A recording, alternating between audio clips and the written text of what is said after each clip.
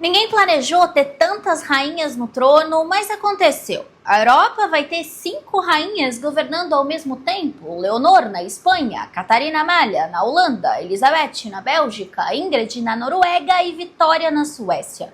Isso nunca aconteceu na história da Europa moderna, e o que ninguém está contando é que 4 desses 5 países só chegaram aqui porque mudaram a lei. Às vezes com urgência, às vezes com polêmica, sempre porque a tradição de séculos de preferência masculina foi declarada ou ultrapassada no momento específico ou por outras razões.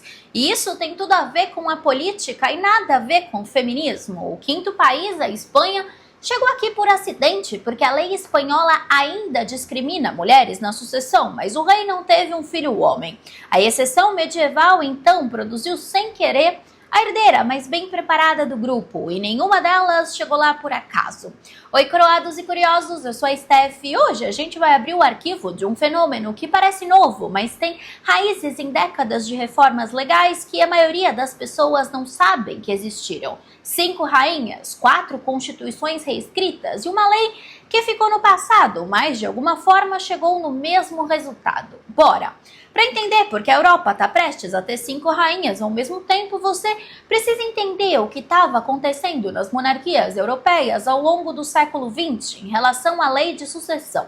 Porque não foi um movimento coordenado, não foi uma revolução simultânea e nem foi nenhuma decisão coletiva que era a hora de modernizar. Na real, cada país chegou sozinho à conclusão de que a lógica que tinha regido a sucessão real por séculos, homens têm preferências, mulheres, mesmo que fossem mais novos, estavam produzindo resultados complicados, por assim dizer, para a gente não chamar de reis incompetentes. A lógica anterior nasceu no mundo onde o rei precisava liderar exércitos, mas e agora que não precisam? A lei continuou, mesmo a prática não acompanhando. A Holanda foi uma das primeiras a fazer a mudança em 1983, quando ela adotou a progenitura absoluta, ou seja, quem nasceu primeiro herda. Simples assim. Noruega seguiu em 99, Bélgica em 91. A Suécia foi um caso diferente, eu vou explicar melhor mais tarde, mas resumindo, em 1980, a Constituição foi alterada não como política geral de modernização, mas por causa de uma criança de 3 anos. Enfim, cada uma dessas mudanças tem história própria, um momento de resistência, claro, e um momento de virada. E todas elas produziram, décadas depois, as herdeiras que estamos vendo agora chegando à idade de assumir responsabilidades públicas e se aproximar do trono. O que é revelador é que a maioria das pessoas que viveu essas mudanças não pensava nelas como, vamos produzir novas rainhas no século XXI. Elas pensavam de uma forma prática, a lei parecia injusta ou uma situação específica que era difícil de justificar por causa dos reis, ou até a pressão pública crescente por coerência entre os valores da sociedade e as regras da monarquia. O resultado de longo prazo, 5 herdeiras ao mesmo tempo, um fenômeno sem precedente histórico, não estava no planejamento de ninguém. Foi a consequência acumulada de uma série de decisões pontuais que, vistas juntas, formam um padrão. Esse padrão que ninguém planejou, mas que agora está acontecendo. Vamos começar falando da Vitória da Suécia. Ela nasceu no dia 14 de julho de 1977, era a filha mais velha do rei Charles XVI Gustavo, da Suécia, e da rainha Silvia, que tem pais brasileiros. E em 1977, a lei sueca de sucessão seguia a progenitura masculina, o que significava que a Vitória, por ser menina, não era herdeira do trono, era simplesmente a filha mais velha do rei. 2 anos depois, em 1979, nasceu o Carl Philipp e automaticamente com o nascimento dele, ele passou a irmã mais velha na linha de sucessão. Ele tinha acabado de nascer e ela tinha 2 anos e meio e mesmo assim ele era o herdeiro. A reação da opinião pública sueca foi de um incômodo que rapidamente se transformou em pressão política organizada. O Carl Philipp cresceu sabendo que tinha sido herdeiro por um ano, que a lei tinha mudado por causa da irmã, e às vezes ele deu graças a Deus por isso, quem sabe. Ele seguiu uma trajetória de vida que incluiu pilotagem de corrida, casamento com uma ex-participante de reality show, e uma vida pública que nunca foi exatamente a de um herdeiro. A Vitória, por sua vez, cresceu com o peso de ser a herdeira que a Constituição foi reescrita para proteger. Uma pressão específica, diferente da pressão de qualquer outro herdeiro europeu carregou, porque o próprio ato de existir como herdeira era também o resultado de uma decisão política. A vida adulta da Vitória foi marcada por uma crise de saúde que ela mesma tornou pública, um distúrbio alimentar severo que a afastou das obrigações reais por um período e que ela descreveu depois com uma franqueza que não é comum em figuras reais. A recuperação, o retorno às funções, o casamento com Daniel Westling, o personal trainer que ela conheceu numa academia e que a família real inicialmente resistiu em aceitar, mas que se tornou um dos consortes mais respeitados da Europa, e o nascimento dos filhos formaram uma trajetória que hoje é lida como a de alguém que carregou um peso enorme e encontrou um jeito de carregá-lo sem desmoronar. A Vitória tem 47 anos. Quando o pai morreu, abdicar, ela será a quarta mulher a reinar a Suécia em mais de 500 anos de monarquia. Mas é a primeira que a Constituição foi reescrita para colocá-la no trono. Agora a gente vai para Leonor da Espanha, que é a queridinha nas redes sociais e, por incrível que pareça, a história dela é a mais instável de todas.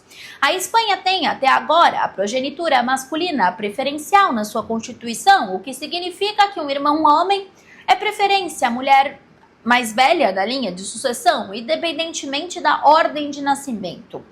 Enfim, a Leonor então é herdeira não porque a Espanha atualizou a lei, mas porque o rei Felipe VI tem 2 filhas e nenhum filho. Se o Felipe tivesse um filho amanhã, esse filho passaria a Leonor na fila, mesmo que ela tivesse décadas de preparação e o irmão acabasse de nascer. Essa é a lei, está escrita na Constituição.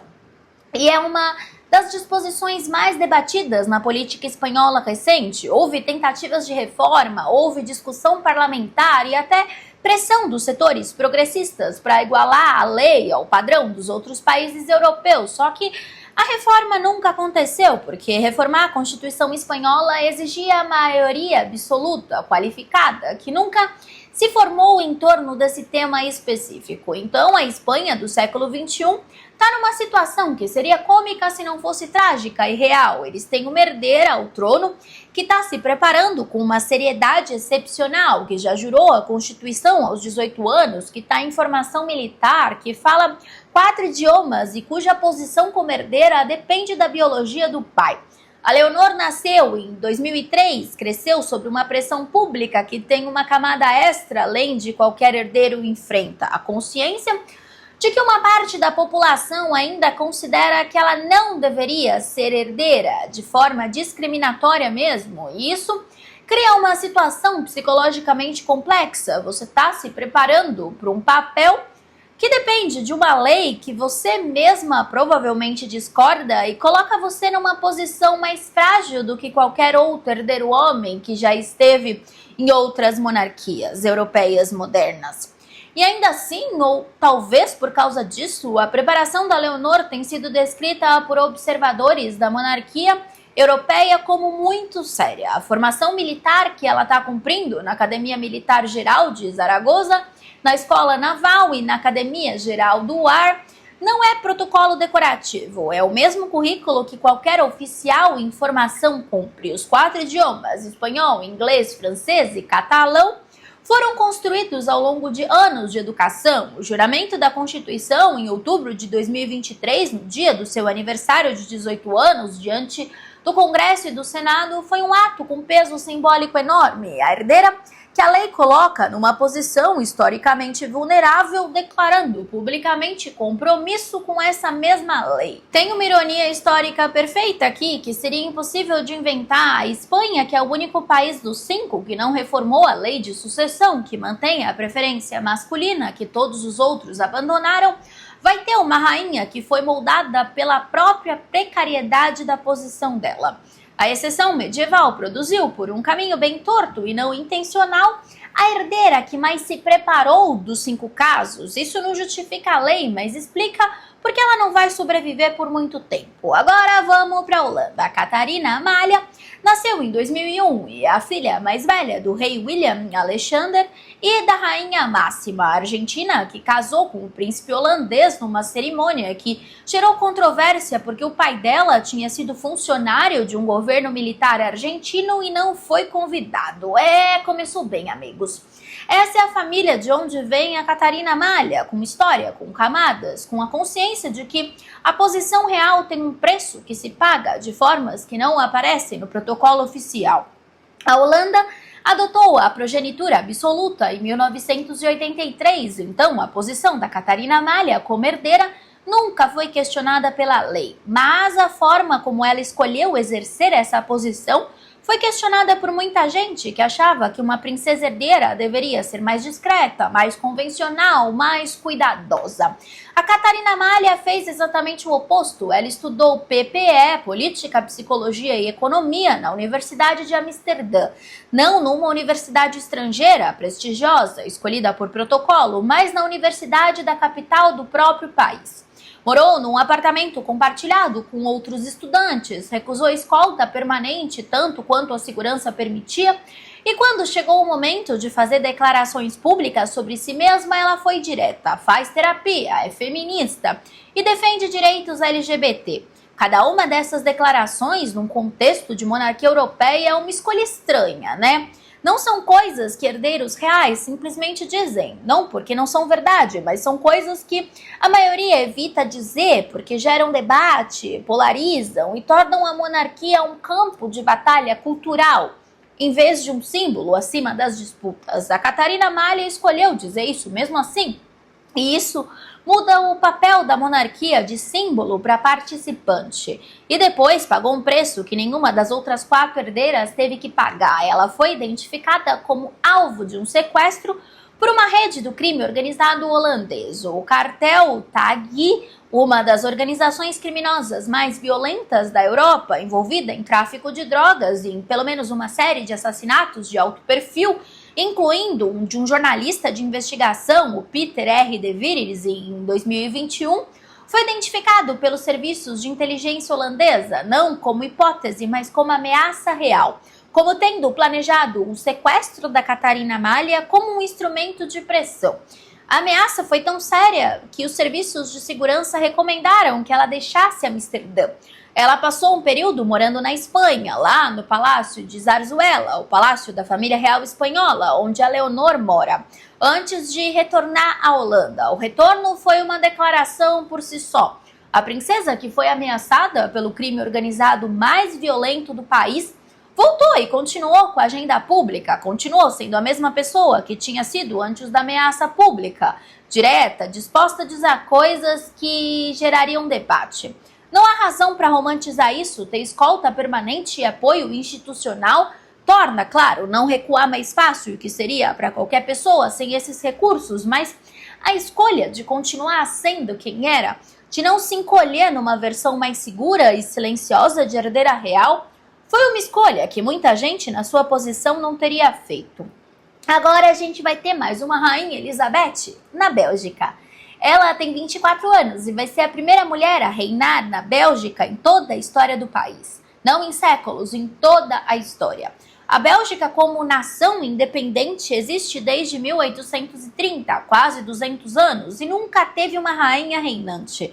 A Elizabeth vai ser a primeira, e ela chegou até aqui não pela tradição, mas apesar dela. A lei belga foi reformada em 91 para a progenitura absoluta e a Elizabeth nasceu em 2001, já sob a nova lei. O perfil público que a Elizabeth construiu é também completamente diferente daquela linguagem de princesa decorativa. Ela se formou em Oxford em História, ganhou uma bolsa Fulbright e está fazendo mestrado em Harvard. Renunciou à mesada oficial da família real belga, o equivalente a um salário público que eles recebem, e divide residência com estudantes comuns nas cidades onde estuda. Esse conjunto de escolhas conta uma história sobre como ela está se preparando, não pelas formas externas de protocolo e prestígio, mas pelo conteúdo. Conhecimento acumulado, exposição a ambientes fora da bolha real, independência financeira voluntária, mesmo quando não é necessária. Há também a dimensão histórica que ela carrega de uma forma diferente das outras 4, ser a primeira de algo numa história nacional de quase 2 séculos. É um peso específico. A Vitória vai ser a 4ª rainha da Suécia. A Leonor terá predecessoras espanholas. A Elizabeth não terá nenhuma predecessora belga a quem recorrer como referência, nenhum modelo dentro da tradição do próprio país. Ela vai ser o modelo, sem referência, sem manual e sem margem para erro. E isso está acontecendo com 20 e poucos anos, com mestrado em Harvard, sem mesada real. Agora vamos para a última, Ingrid Alexandra, da Noruega. É a mais discreta das 5 em termos de perfil público, não por falta de substância, mas por escolha de uma família real que tende ao low profile comparada com as outras monarquias europeias.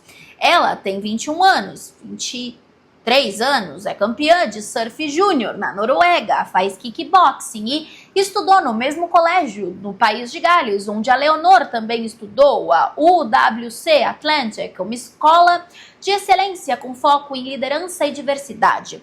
Disse publicamente que queria ser médica antes de entender o destino que já tinha decidido por ela antes dela nascer. A história legal da Ingrid tem uma camada mais que vale entender. A Noruega mudou a lei de sucessão em 90 para progenitura absoluta, mas a mudança não foi retroativa. O pai dela, o príncipe Harald, já era herdeiro antes da mudança e permaneceu na fila. A Ingrid é a primeira pessoa a herdar pela nova regra norueguesa, ou seja, ela não herdou só o trono, herdou a prova de que a lei funciona. Isso tem um peso simbólico específico, ela não está ocupando uma posição que foi criada para ela está sendo prova de que a mudança legislativa de 1990 funcionou. Enfim, 5 herdeiras ao mesmo tempo, um fenômeno sem precedente em 5 séculos de monarquias europeias documentadas. E o que acontece quando 5 mulheres governarem ao mesmo tempo numa instituição que foi quase sempre exclusiva masculina por séculos? A resposta honesta é: a gente não sabe ainda. 5 ainda não são rainhas, algumas vão demorar décadas para chegar lá. O que sabemos é que o caminho que as trouxe até aqui não foi inevitável, foi o resultado de escolhas políticas que podiam não ter sido feitas, de pressões públicas que podiam ter sido ignoradas, de reformas que poderiam ter ficado em debate perpétuo. E se você quer continuar abrindo o arquivo das rainhas que vieram antes dessas 5, das que tentaram chegar ao trono e foram bloqueadas pela lei, das que chegaram e mudaram tudo, se inscreve no canal, ativa o sininho e vira membro. Nós temos vídeos todos os dias, às 8 horas da noite.